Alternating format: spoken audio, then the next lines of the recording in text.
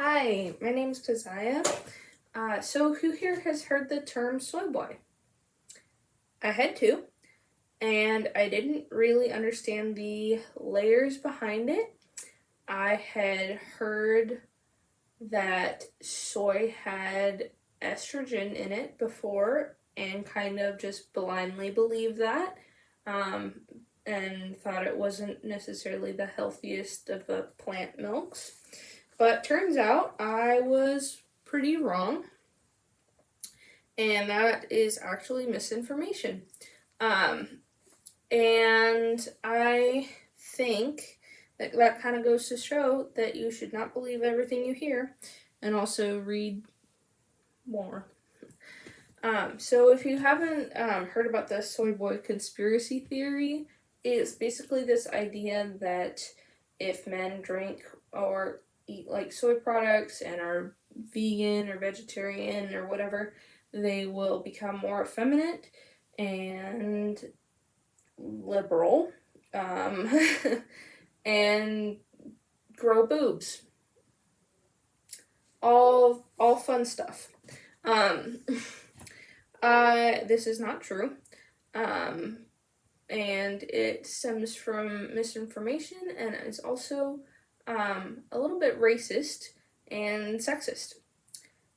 So the history of this actually starts in the 19th century, with this idea that you're more manly if you consume more animal products, drink your milk, and then it also kind of tied itself to like nationalism, like you're more American if you drink milk and eat meat and all of these things. And from that also came this idea that if you um, ate more plant products, consumed like more soy, or ate more rice, you were more effeminate and also the other. It kind of became a little, like originally became a little bit of an anti-Asian thing. Like Asian men might be referred to as rice eaters early on. Um, and I had no idea that there was this association. But there was. Now it's a little bit less about that, and it's more just an alt right conspiracy theory. Um, and yeah, that's where it's at right now. Now, most of the persuasion tactics in this conspiracy theory are really just hasty generalizations. One of my sources, Sarah Wells, mentioned that in her article.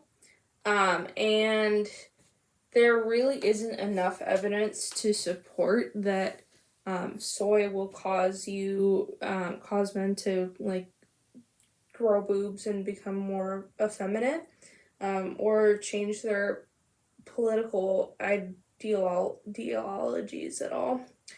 Um, and also, like in some of the medical research that I read, it showed that like people with more plant-based diets actually deal less with breast cancer and stuff like that. And also, like although there was a chemical that triggered estrogen production in soy, it truly is not enough to cause any harm unless you're taking soy supplements. I guess there was like one person who drank and ate a bunch of soy milk and then um, said he started having issues with like growing what seemed to be breasts, and that kind of like took off, but it wasn't really like it wasn't a study that was repeated and seen over and over again. Um, so it's not truly something that you should be worried about. And the only information that I got was that maybe stay away from soy supplements if you're worried about this. But if you're just like eating a lot of tofu, you don't have to really be concerned about becoming a woman.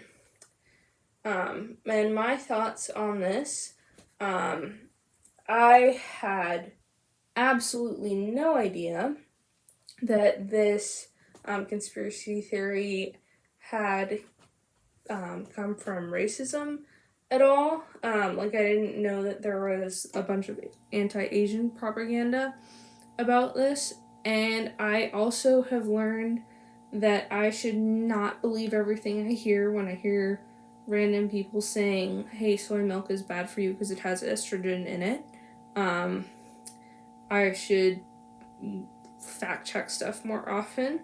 And I also think this is kind of just, like, if you hear someone support this conspiracy theory, chances are they probably haven't researched it very much, because pretty much a quick Google search will tell you that it's not true.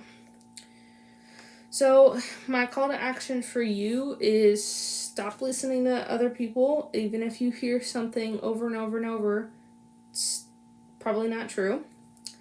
And also, especially don't listen to what might be fake news when it could ostracize someone, because then not only are you believing misinformation, but you are hurting another person, and that is horrible. Thank you.